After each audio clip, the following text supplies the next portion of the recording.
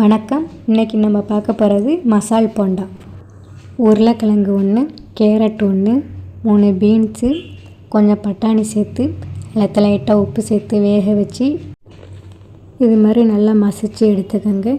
Cut பண்ணின வெங்காயம் 1, பச்சை மிளகா, கொத்தமல்லி தழை, பிரிஞ்சி இலை 1, பட்டை 2, கடாயில் எண்ணெய் காய வச்சு அந்த பட்டை, வெங்காயம், பச்சை மிளகாய் எல்லாத்தையும் சேர்த்து வதக்கிக்கோங்க.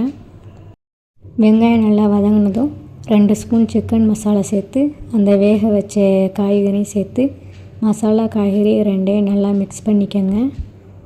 இப்போ அதில் 1/2 கிளாஸ் தண்ணி ஊற்றி ஒரு 3 நிமிஷம் கொதிக்க வச்சு எடுத்துக்கோங்க. அந்த மசாலா ஆறுனதுக்கப்புறம் இது மாதிரி சின்ன சின்ன உருண்டையாக உருட்டி எடுத்துக்கோங்க.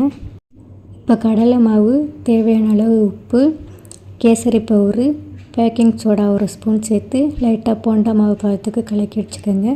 கடாயில் எண்ணெய் காய வச்சு பஜ்ஜி போடுற மாதிரி அந்த உருண்டையில் மசாலா தடவி 2 பக்கமும் வேக வச்சு எடுத்தோம்னா டேஸ்ட்டான மசாலா போண்டா ரெடி.